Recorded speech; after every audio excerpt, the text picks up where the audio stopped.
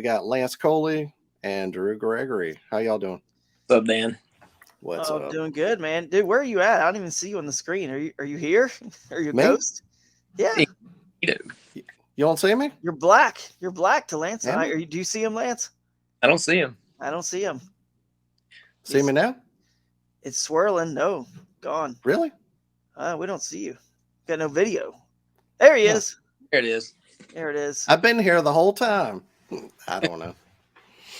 It's the internet. Who All knows? right. I have a direct link too. I literally ran all the way down from my modem up in my upstairs. I ran it all the way through the house and through the flooring and everything else. So it should be good, but it's Alabama. Who Yeah. knows, man? I don't know. Who knows what it is? Russians. I don't know. Just blame the Russians. Yeah, just Yeah, that's fine. yeah. All right. So They're not listening. They don't have bass, dude. I'm not worried about Yeah, any Russian fallout There you fallout here. My direction. do they have bass? I don't think know. they do. So I don't think I don't any care. Russians are listening to this. They probably do the carp thing like a lot of people in Europe. Yeah, probably Yeah. ice fishing. Yeah, there you go. So we're talking about creek fishing, and really what I wanted to do is just an intro to creek fishing, just an intro to super skinny water. It's something that I know this year, in my mind, one of the things I really want to get better at this year is creek fishing, shallow water, not only in the summer, but the whole year to, just get out, see a little bit more wild places and do just check out water I usually don't fish because I'm usually a lake guy. So I'm trying to get out of my comfort zone. I know, Lance, you've been doing the opposite where you're trying to get on the lake more. So I'm trying to do, the reverse of what you're doing. So, yeah. So there we go. That's why we're having the show. And hopefully y'all will get something from it because I know I will. So, all right, we'll start with kayaks. That seems like the best place to start. We happen to have Drew Gregory, the inventor of the camp chair high-low seating. I mean, you've designed kayaks. So tell me, Drew, you start, but y'all tell me, like, what is a creek boat? What are you looking for? And what are kind of the attributes that boat should have? Yeah, sure, man. It's really not complicated, although I think our industry makes it very complicated because marketing departments are very good. They're very good at selling stuff, even though it may not be, quote unquote, the best fit for a creek or a river. But in general, and I'll let Lance expand. I mean, you just want to think about obviously the way it performs in the water, but also getting it to and from the water, because a lot of creeks or most creeks don't have boat launches, which is why Lance, you and I, we know this is why we got into this sport to begin with, right? To get, less is more, get away from all the moving parts, gas, motors. I had a little bass boat, all the stuff that could break, and just get back to simple fishing, paddle, tackle box, lightweight kayak, go. So basically, you want to stick to a boat, 12 foot and under. The shoaly I designed for Crescent is 11 foot 10, just under 12. But ideally, you really want to be like mid 70 pounds and under. I mean, really, because by the time you add your gear and everything on there, it's no longer 75 pounds like the shoaly is. It adds up, and that's not easy to get in and out of some of those places. And if you're saying to yourself, well, I can't get in there, my boat's too heavy, or I can't get it out, now you defeated the whole purpose of having a kayak, and you're no longer going to fish those places. Therefore, you're going to be launching in places more like where boat ramps are. You're going to be trailering your boat, and therefore not hitting those unpressured fish. It's why Lance and I love this. So anyway, that's kind of the gist of it. But you want a good creek boat, should be very maneuverable as well.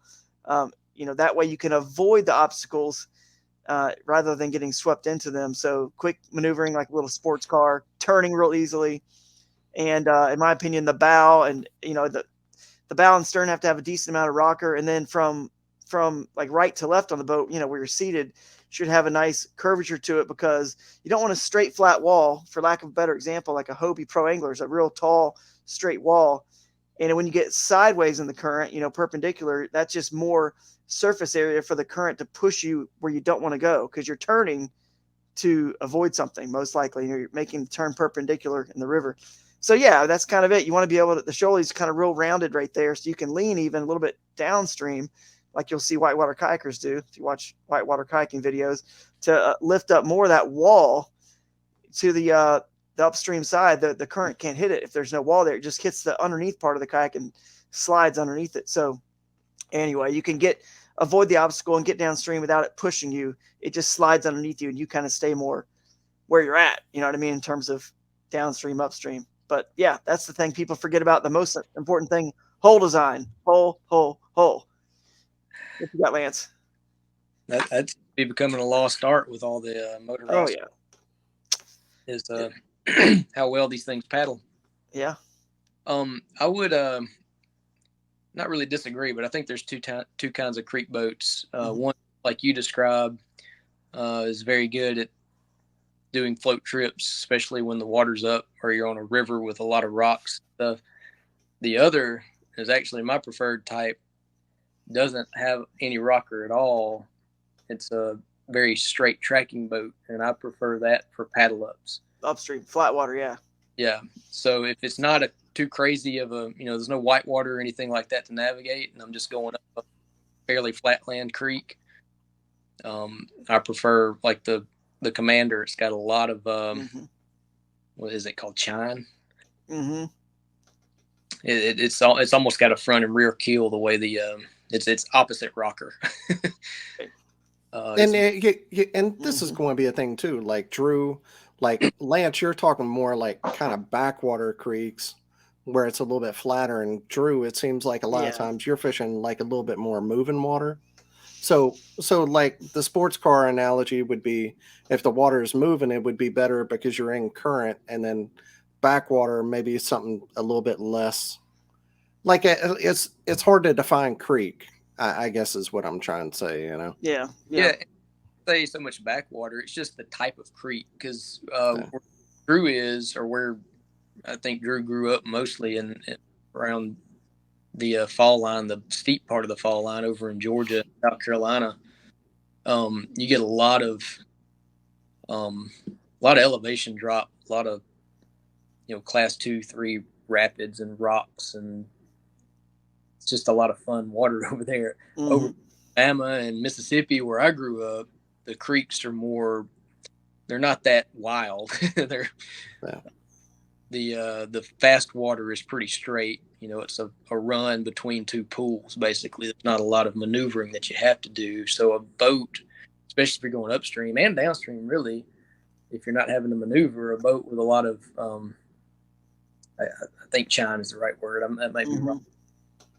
If it tracks straight, it's actually better than one with a lot of rocker that's real maneuverable, because you can maintain your boat position a little better. But so if I wanted to go to like one of those big fall line rivers or even small creeks over there in Georgia, South Carolina, I'd probably prefer something like, the Crescent line, because I know those boats have a lot more rocker. But over here, something in the Wilderness line that tracks a little better works better. And right, those paddle ups you're doing. Yep. Yeah, for sure. And they can get swift, those rivers. It just takes more water to like get them up and moving. Exactly. And like where you're at. Pretty straight. So. Yeah, for sure. What I do to solve that problem on downstream float trips is just have my drag chain hanging out of the back, because if a boat has a lot of sidewall in the water, or cuts in steep and hard, like a canoe, for example, you can never change that by anything on, you know what I'm saying? You can never change that going down river. Once you have that boat, that's it. But if it's maneuverable, you can have a drag chain hanging out the back to keep you straight, you know what I'm saying, on your way down, or just have it hanging, not even touching the river bottom, and it keeps you going straight where you're not spinning when you don't want to be, if that makes sense. So you can always fix that with something like that, but you can never fix, if it's the opposite way, you can never fix it, because once you turn broadside in the current, it's now got more of a wall, if you will, a steep, more surface area to push you where you don't want to go. But if you're doing paddle up trips, it's not as critical, probably, as the the other way. You know what I mean? Now you will get turned, obviously, in ferry. I know, Lance, you ferry, you got good river skills. So like you and I could get in any boat and be successful just because we know how much time to give ourselves. But those beginners are the ones who probably, won't be as good at that. So so it might be because I'd if be you're up there going for a day. yeah, it takes a little practice for sure. Old capers as stand-up paddle boards back in the day, so We were the learn from your stations. Yep. Ocean Kayak Caper was my first kayak. Believe it or not, you don't know Ocean Kayak. A lot of you guys listening know Old Town, but it was a Johnson Outdoors product. Ocean Kayak was the brand, and that's what Lance and I had. It's lightweight, little 11'3". What was that thing, like 50 pounds? It was 43. Yeah, 43. Super light. I wore through a few of those. Yeah. I have a Diablo Amigo. That's pretty much what that is. Just a paddle board. So explain a drag chain. I know you were talking about, and that's something like, I see people with drag chains or like the Coley or the new Bonafide River, like they have drag chain, like a cutout for the drag chain. So it's just to slow you down and keep you straight. That's like, I literally don't even know what it's for.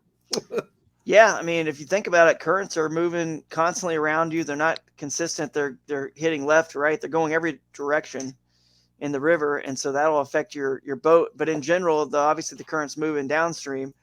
But when you get into those swirling areas and stuff, I mean, or if think about it like this too, if you're out in the middle of the river where it's a little bit swifter, and you want to be throwing into the calm spots, the eddies on the banks or behind boulders or whatnot. It allows you to slow yourself down and fish those spots, like right, left, wherever you're trying to throw, without just getting swept downstream. It takes a little practice to use one properly, but the only other option, if you don't have a drag chain, you'll notice people are eddying out in those spots, and that's where the fish are. So and then they eddy out and then they look around like, all right, where can I fish? But they just eddied out right on top of a lot of the fish. They should have cast there first at least. And then even with the drag chain, you still paddle with it down. You can still move your kayak with it down, then paddle over there in that spot and hit some other casting angles that you can get from that eddying out spot, if that makes sense. So you mean eddying, like they had to turn around in the spot that they wanted to fish? Yeah, it was the only current break. Yeah, it's like an eddy is just like that current break, that calm spot, but that's where the fish live, most of the time. So drag chain can help you be out in the swifter water, but it slows you down like a trolling motor is moving you slowly along a bank in a bass boat. This is almost like the opposite, right? It'd be slowing you down so you can effectively fish a bank or an area without just blowing by it the same way a bass boat. If you had it on full speed high, then you could not hit like down there in Kissimmee with the tournament we just saw, or the Okeechobee. If you had it on high, you couldn't throw at that grass, this grass, that isolated lily pads. You would have to make choices. You're going to miss some, but a drag chain helps you not have to miss any because it can slow you down. But yeah. And I see people have different ones. They use chain. They use how do you determine how much weight you should have or how much chain you should use? Just how do you change it every time, or is it just one? Does it depend on how fast a current is, or? Lance, do you use drag chains much anymore? I don't use use paddle up, but most of the time I paddle up. Right. So and again, with the type of boat that I like over here, it tracks straight, so I don't have to adjust too much. But if you're doing floats, and that's just, I'm just a product of the way I've fished over the past. Mm-hmm.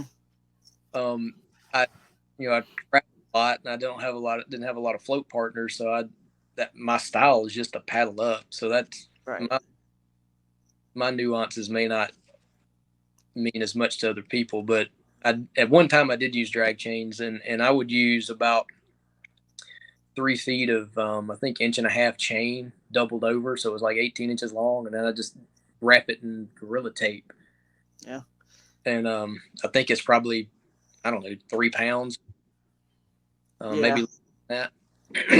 It's definitely boat dependent. It's definitely current dependent, and what you do, logging chain is the way to go. A bike inner tube is good to cover it. You just don't want to give the river anywhere to hang up, for a little stick that's stuck to the bottom. It's actually connected to a larger tree, could hang you up.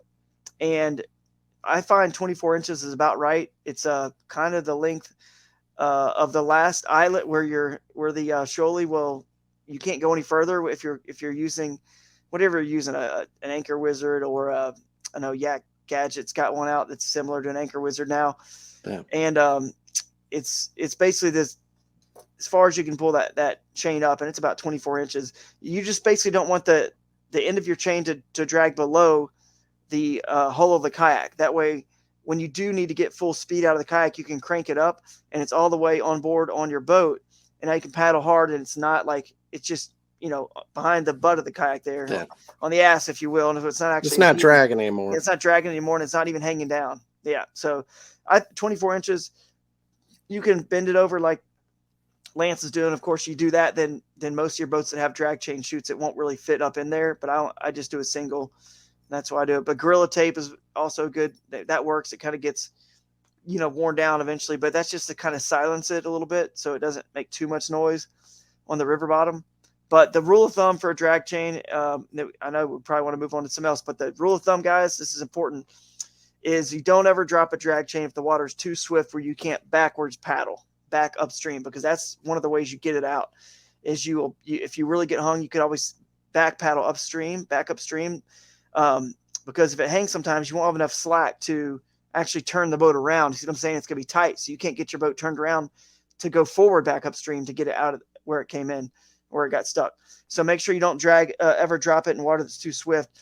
The other key thing to remember: buy a boat that obviously most boats don't have a drag chain recess like the shoalie, but if you are buying a boat, looking at a new boat, it's important that you have your line on the outside of the boat, so that because when crap hits the fan, you want to be able to grab that line and pull it real hard to get it unstuck. And if it's like not on the outside of the boat, so don't run it internally. That's not going to help you, because if you need to get unstuck, you need to pull a knife out and cut it, and you don't want some teeny little gap. Right when stuff's going wild, you do not want to, you do not want to, have to be fumbling trying to find the exact little spot where it's going through internally inside your hull. So it's a big safety issue there as well.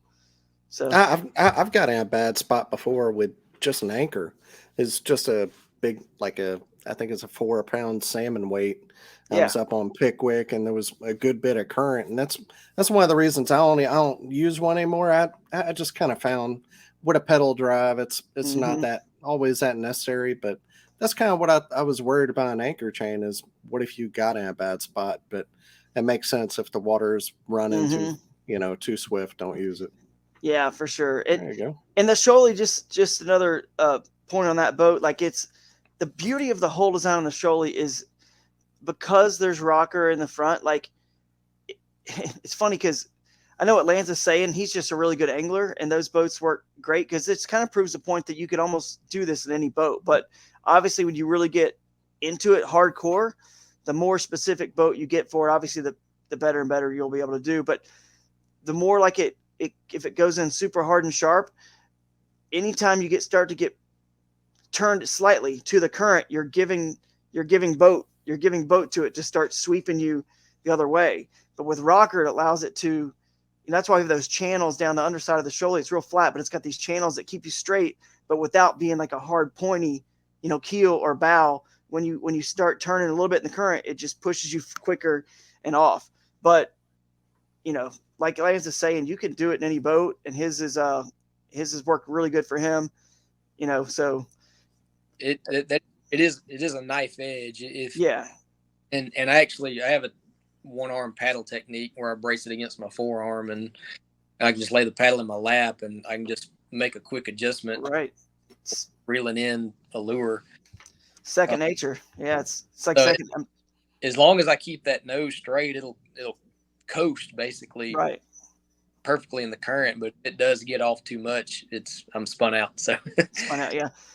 The front anchor though, do you use a front anchor sometimes or not? I've used it some, but not much. I mean, if I use it, it's this time of year. Yeah, it's swifter. Yeah. It's the water's a little swifter and the fish aren't quite as aggressive. Yeah. It's still a little cool, and I want to work a spot a little more than a cast or two. I'll put a front anchor on it and post out and make several casts. But Yeah. I'm like by mid spring and summer and fall, Right. I'm one maybe two casts to a spot, and I'm making a couple more paddle strokes and moving on. I'm with you, man.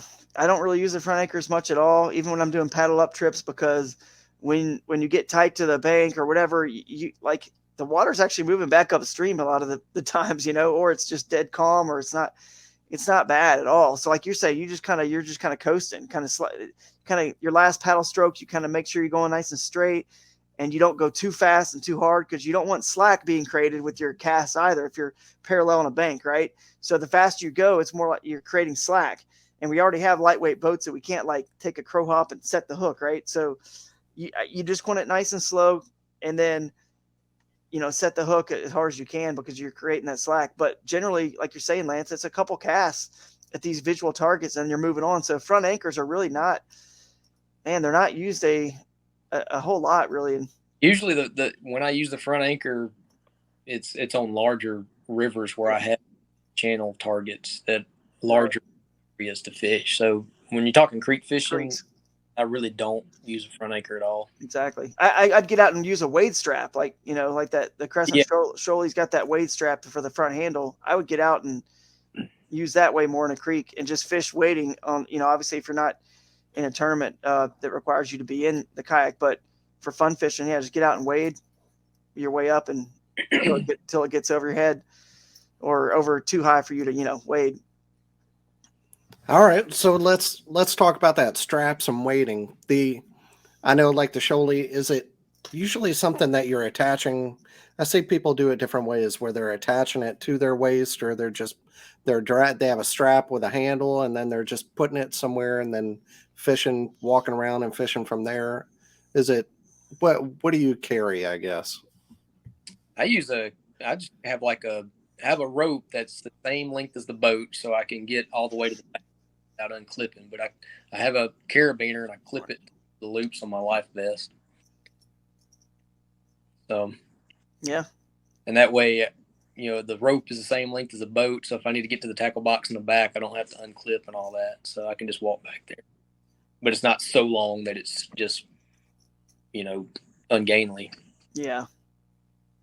That's basically what I do. I mean, the Shoaley strap's about that length, about 7 foot or so, where I can get to the back, you know what I mean? Of every, with the black pack or whatever it is back there.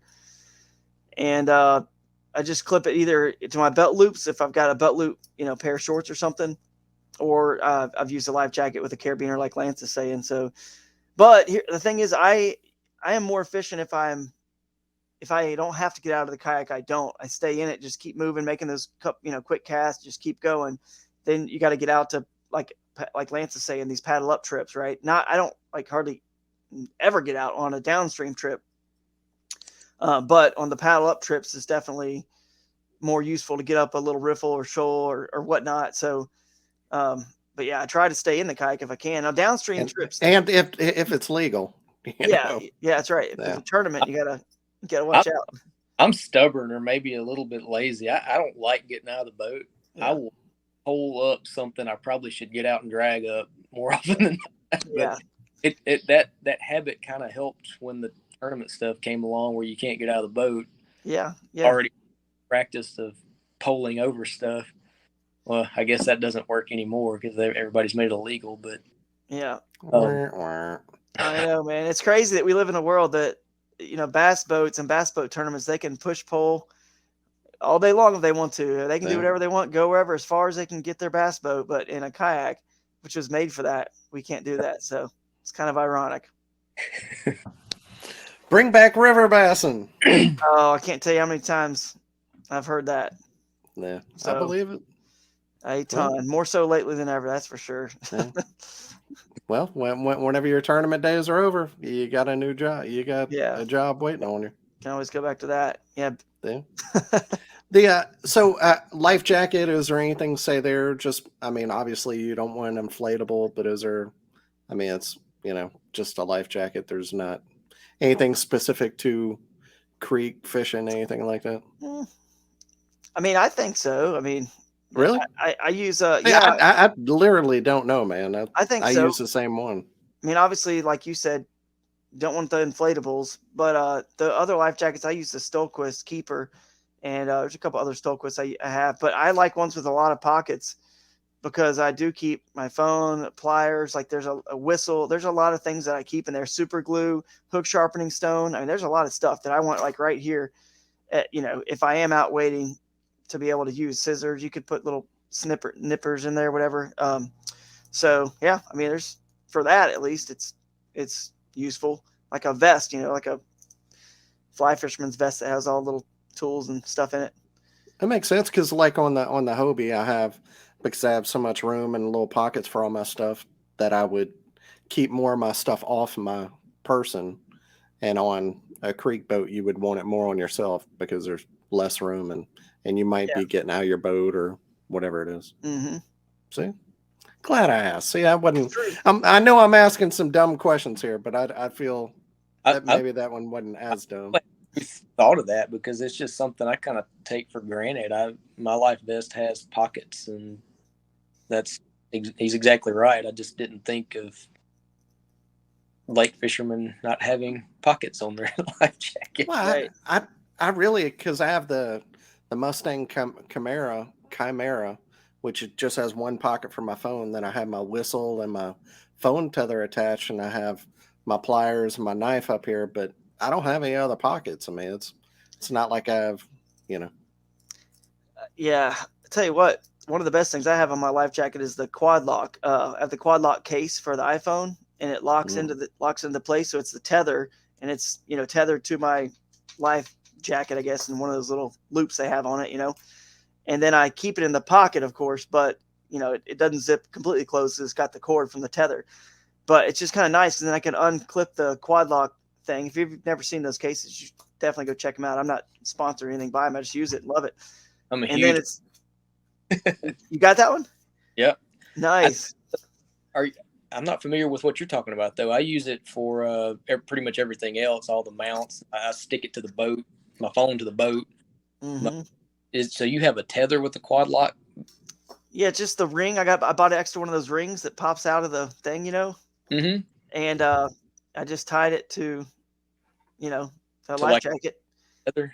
Yeah, to the life jacket. So when I take my phone off, just the ring piece is left in that pocket to a cord, and then I put it back in there, and it's just in there. So trust me, I drop my phone all the time, and so now when I do it in a tournament setting, it just falls down, and I just pull it back up with the cord, so it's not in the water.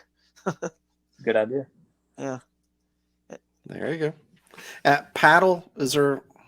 I mean, obviously, because you're paddling more, you want a great paddle. With a pedal kayak, I'm not going to use it as much. So in that situation, maybe you're spending less money on the boat, so you want to spend more money on the paddle, I'm sure. I like a longer paddle, and it's got to be something I can lean on. I'm not a gear connoisseur, but the paddle, I think I have branches that I've used for years, and I have not been able to break that thing. And I use it as a push pole and everything, and it's longer than, I can't remember how long it is, maybe 290, longer than it should be for my height. It's 290. It's Wow. long. Really, a 290? Don't make me lie. It's longer than it's supposed to be for my height. But I don't know what would normal be for? Probably. I mean, a 260. Yeah, 265 is long. Maybe it's 270 or 275. Yeah. It's as long as I could get. I don't know how long they make them. Mine, I usually go with around a 240. Really? 240. Okay. Go short. 250. But it's not really, I mean, your full blades in the water. I mean, you have higher gunnels on your kayak too, though. So maybe your paddle stroke's a little flatter than like the Coley. Maybe it's a little bit more less flat. I don't know. And I sit way up on. I built a high rise seat for my command. Okay. I'm sitting like 2 feet off the water. Yeah, that's why. Yeah, yeah, that's why But you have to wonder. it also helps when I'm using it as a push pole too to have that length. Yeah, when you're standing as well. Yeah, Yeah, when you're standing, because I'm usually standing when I'm push poling. right. All right. But I use, I mean, I use 240 Bending Branches Angler Pro, and I have a hard time. I mean, nothing's unbreakable, but there's one I had. I'm telling you what, man, the rounded fiberglass, part of the blade, it's no longer the original shape. I'll tell you that much. It is like just worn down where it's like sliced, it's just unreal. But I love it when it gets worn like that because it's very grippy, and you can, like you're saying, whenever you need to push off something or push, it doesn't just slide right off because it's just such a brand new smooth edge. It's nice. It's real grippy and kind of push off rocks and almost like, catches them for you. So it helps you kind of push paddle. Get it nice and broken. Yeah, nice and broken in. But anyway, I've never bought like a super, like, I have an Angler Ace, and that's the last few I've had have been, not few, but 3 I've had have been Angler Ace, because I never wanted to get the Pro because I was so worried about it, buying a super nice paddle and messing it up. But you don't have a problem with them either, huh? No. It's nice. It's cool because, okay, the Angler Pro is lightweight, and if you think about it, if you're paddling, like you said, you do have a pedal drive, then every single repetition is wearing you down the heavier it is. So getting that lightest weight paddle possible is certainly helpful, and of course having the strength. But another thing I do have on mine is actually the plus ferrule version, so it can go from 240 to 255. So when I am standing, I'll extend it out, or some days I just want it already extended out because I know I'm going to be standing a lot, or, like you're saying, using it as a push pole lance, then I'll extend it out 255 so I can adjust it. That's what's cool about it. If I need to drop the seat low, I'll drop the seat low and use it in 240 to get in some white water, kind of when I'm dropping the seat down. So, but that does bring up another good point that you said we haven't even talked about, is just we're talking creeks here, not rivers. And this still probably applies to most rivers, but most of your good river and creek boats, especially creek, are going to be paddling boats, not drives, not pedal drives. I mean, you can certainly go up a creek and make it work, but you can learn this lesson on your own if you want. Trust me, I've done it a million times. But if there's anything that's a moving part on a creek and river kayak, it will get broken. It will. So less is more when it comes to creek boats. That probably goes with the gear in general. Mm-hmm. Even your fishing equipment. It's like bargain bin reels and stuff, basically. Not really, but like a Boo Garcia Black Mags you can pick up for like $40 or something. Yeah. I really don't have a lot of super nice high end stuff anyway. That's just not the way I roll. But I don't take the stuff that I do have that doesn't go to the creek. I take the cheap stuff. It's true, man. I grew up canoeing, and I mean, it's funny now I'm on a lake because I grew up on the coast, saltwater, but we would go canoeing in the rivers in South Mississippi, and like anything you have on the rivers just destroyed. I mean, it just doesn't last at all. It's such a harsh environment to be in. Yeah. Especially over there, Dan, because you got so much sand. Yeah. And if you get sand in your reels and it chew the gears in your ass. Yeah.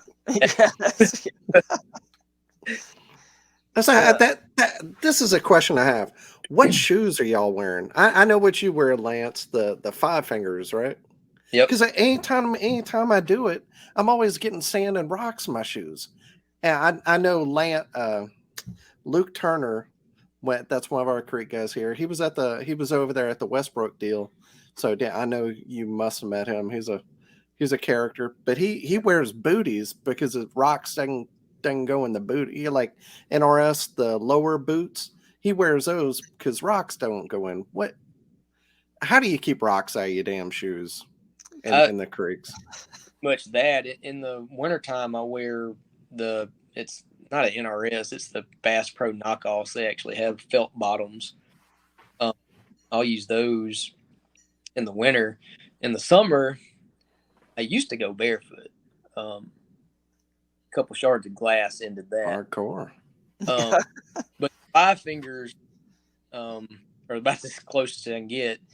I can still use my toe because instead of having felt bottoms in the wintertime, I'll actually use my toes to grip rocks. And the 5 fingers let me do that. So, and they do a pretty good job keeping rocks out too because they're so skin tight. Well, I tell you what, man, I don't fish much anymore except for when I go to these tournaments. And there's obviously rules about not getting out of your kayaks in these tournaments. So the shoes have become something I have not figured out or mastered because I've never had to because I can't get out of the kayak anyway. So I literally just stay in the kayak and I don't get out. So I'm not too concerned about finding the exact perfect best shoe anymore because I don't have a lot of time to fun fish when I'm at home or anything because I'm family and whatnot. So it's not forced me to really find the best solution. I mean, I've had sponsors, Under Armour at one point. Now with AFCO, they don't have shoes, but Under Armour did. I've worn some NRS stuff. I've worn some Astrals. I've been through so many, but the rock thing back when I was getting out and wading in the rivers a lot more, non-tournament Drew, that was always a problem. I mean, shaking them out. That's why, I'd love to just, if I don't have to get out, it's another reason why I don't. And I love just wearing like sandals, just flip-flop sandals, and just being out there getting sun because it gives me some cushion when I actually am standing and fishing. And then it's, I don't know. So I found some cheapos on Amazon and they're kind of like 5 fingers, but they're not like the individual toes, but they're thin. So you can grip like Lance is saying. 3 toes or something. 4 toes. Half the cost, half the toes. Yeah. So, I like it. But they're kind of like that. They're cool. They were only like $20 or $30, and I pretty much go through one pair a season. I just used them for the first time this last year, and I said if I get one season out of them for like $25, $30, then I'm good. And that's pretty much what I got out of them. And there's a few times when I'm loading and unloading or pre-fishing that I did get out, during pre-fishing, and I ran into that problem, but I just quickly had to slip them off and shake them out, get some water in them, shake them out. Yeah. And the 5 fingers aren't perfect either because they work great as long as the rocks are pretty big. But if you get in the sand will pack into them too. So, and you'll have to they'll start sizes too small and you'll look down and your feet look like they're bloated and you take them off and dump half a pound of sand out of them. But I always wonder with Luke too, like in the summer, like, man, my feet would, I'd be sweating. I'll bet you that dude's got some funky feet, man. Yeah, man. He's not listening to us anyway, so that's all right. No, that's all right, man. The summer's what I was thinking. That's the problem about those boots. The boots are the way to go. It sounds great. They're taller, but man, I couldn't do it in the summer. I want to be in board shorts and flip flops. I just can't figure it out, dude. We can put a man on the moon, but we can't figure out good river shoes in this country. So something. I can't put the flip flops because of my complexion. Tops of my feet would be, nuclear. Yeah. I've been burnt a couple times, and I'm like head to toe covered nowadays. Like I've had my especially like right above your knees whenever you wear shorts. Oh man. Oh yeah, the inner thighs. Yeah, in the kayak. Yep. That's the worst. So I stay totally covered now. I have to, have some kind of shoe on. I'm the same way.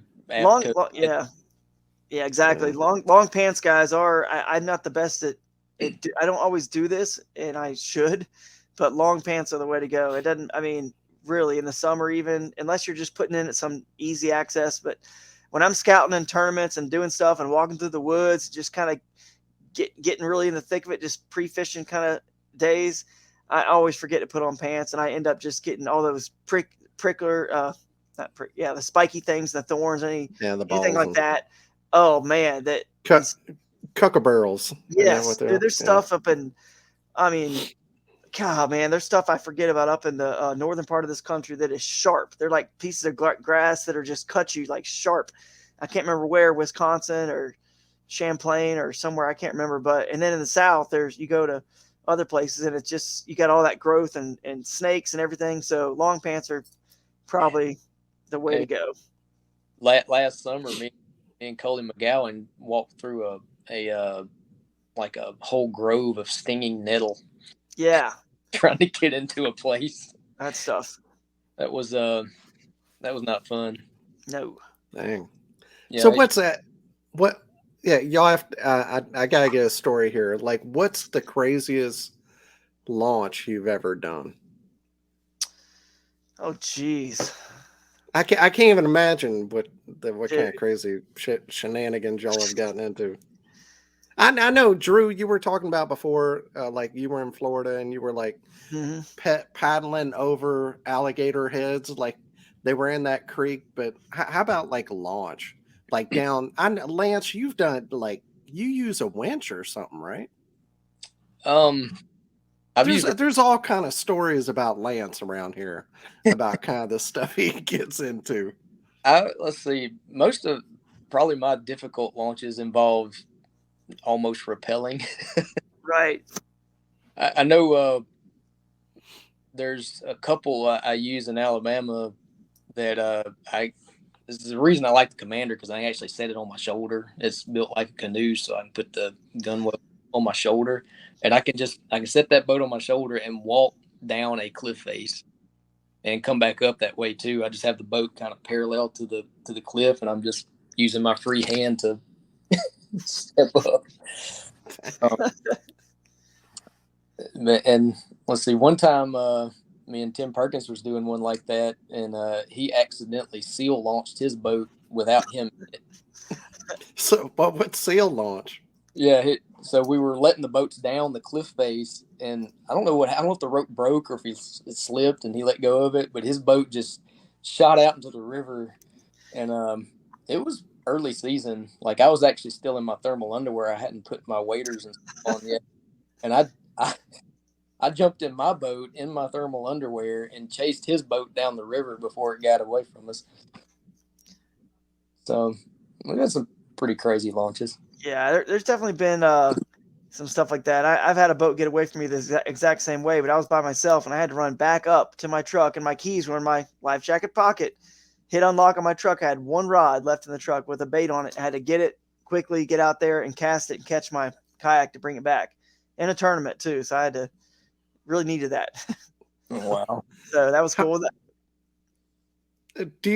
Have you lost your kayak a lot down the river? Like if you're wading and then you know, like you attach your rope to your belt loop, or your belt loop breaks and your kayak goes down the river. Things like that happen a lot. Dude. I think it happens a couple of times. You get hypersensitive to it. Yeah. I've lost a paddle before. Oh yeah. A couple of times I had to like lay on my belly and like breaststroke. Yep. I've done that, man. I don't use a paddle leash, and I know Lance doesn't. A lot of people will do that, but again, it's like less is more. And I know you can lose your paddle, but man, it's kind of annoying having that leash there, getting in the way all the time. And not only that, I don't like just in case. Even like, so with the tether, when you're wading, I take it off when I'm in the boat. I don't use rod leashes. I don't use paddle leashes, because I'm thinking like, all right, what if I flip this thing? Yeah. I want to be able to get out of that thing without getting tangled up in something. Right. So I don't use paddle leashes. I don't use rod leashes. And my tether, I unclip it and I stow it. I wad it up and stow it in the very front of the boat, so it's not somewhere on me or even close to me. So that's one thing you got to keep in mind. And that kind of brings up a point about, with the I think one of the arguments that was made about the designated launches, because people were doing like dangerous stuff and accessing dangerous waters. I'm like, it's only dangerous if you're not equipped for it. If I took my Commander out in the middle of Lake Gunnersville, that would be dangerous as well. Right.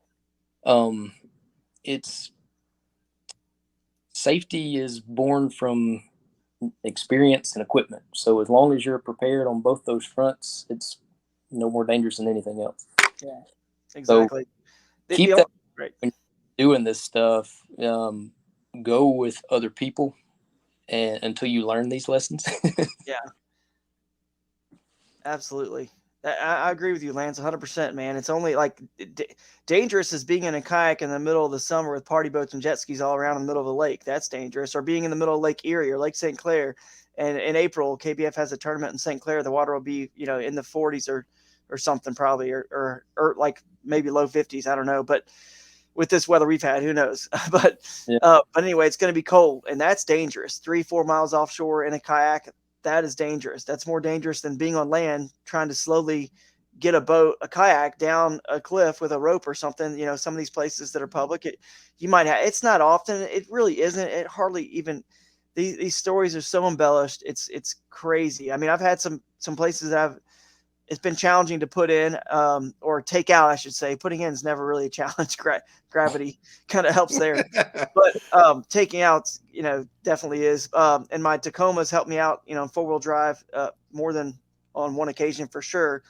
But a lot of this stuff is overblown. It's just very much embellished, and maybe it's used by certain people to push agendas. I don't know. I don't really know. I can't say, man.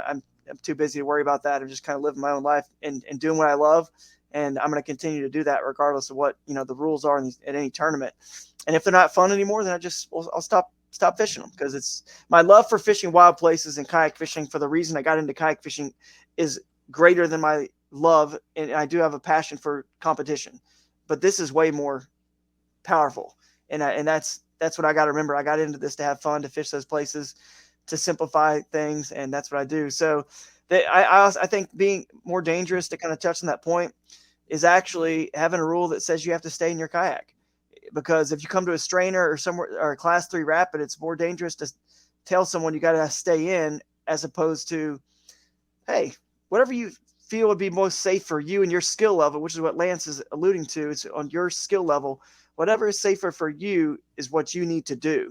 If that means getting out, perfectly legal to go around something in a river or creek in a kayak, and that's why we have these as tools, then I wish the tournament trails would let you do that, because that is safer for the anglers to get out, and instead of being forced to go under a strainer, lose all your, and no one's forcing you to go there, but in competition, anglers will try to do whatever they can to get to the fish, obviously.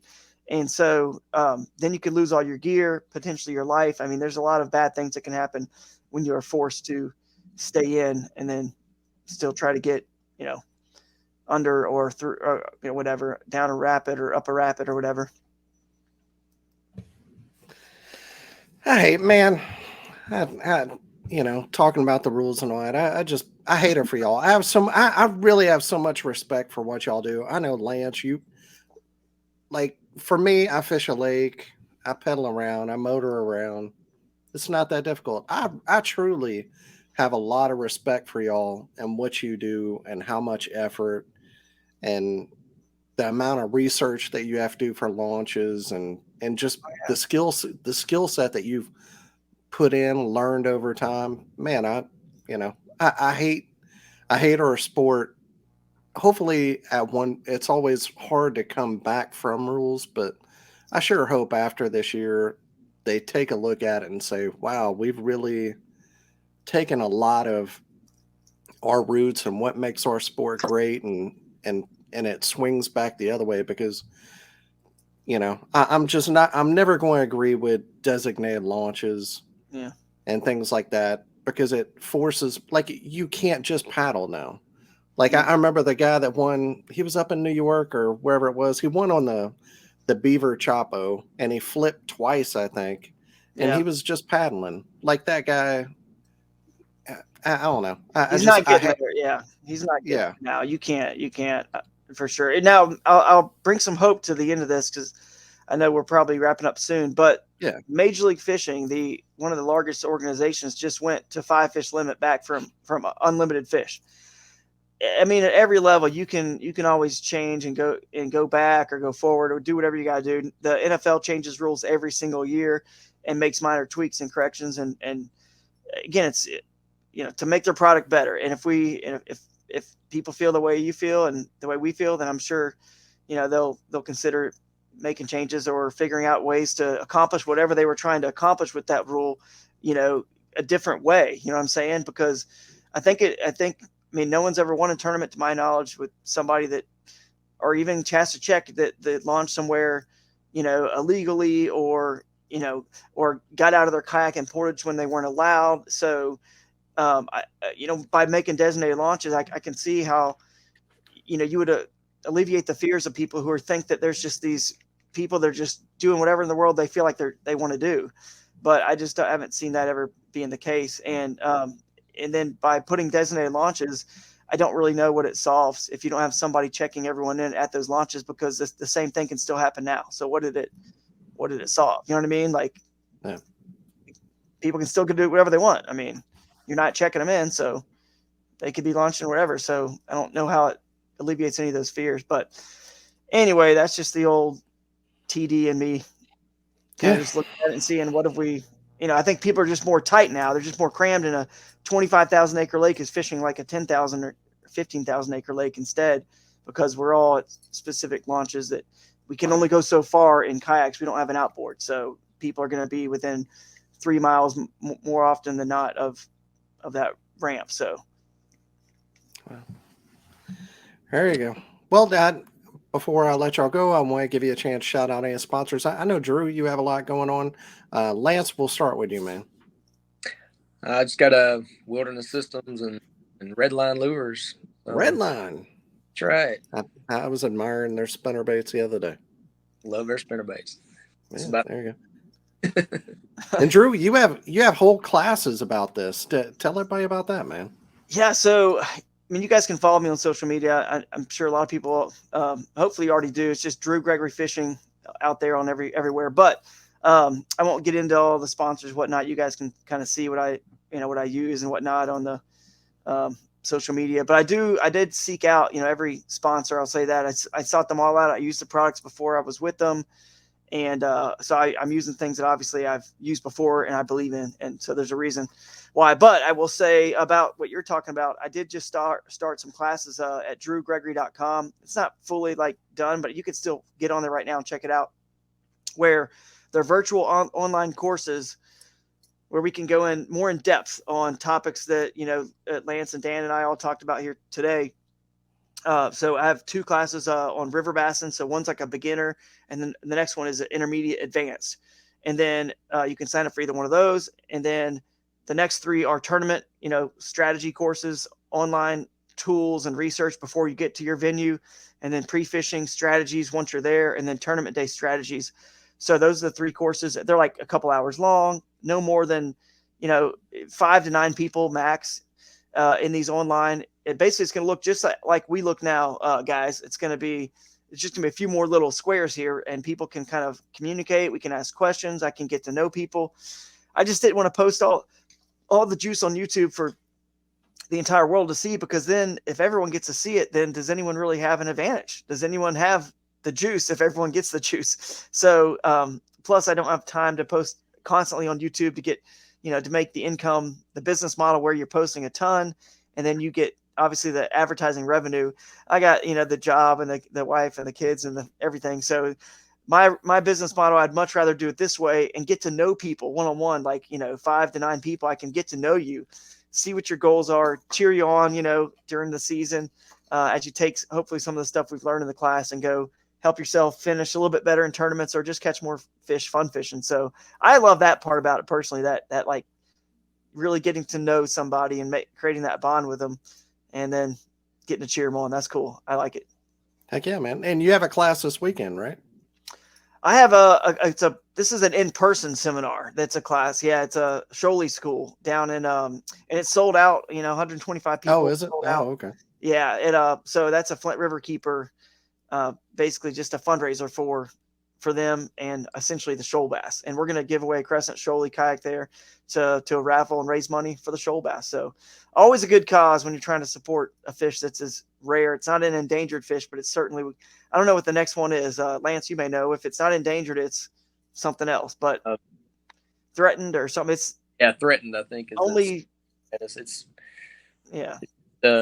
It's probably not too far off from being endangered the way things are going.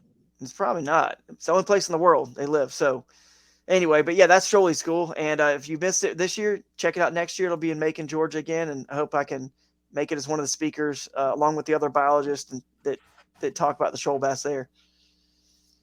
There you go. Well, appreciate y'all watching. We'll do a part 2 and, hopefully in a few weeks, and we'll kind of actually get in. I have some other questions about rods. I know, Drew, you have specific thoughts on rods and setups and how many rods, and a little bit of going into some of the specifics of actually what you're looking for and pre-fishing, just the basic stuff. But we'll do a part 2 before too long. I appreciate y'all being on, and we'll see everybody here before too long. Thank y'all for listening. All right. Thanks, Dan. Yeah. Thanks, buddy. Thanks.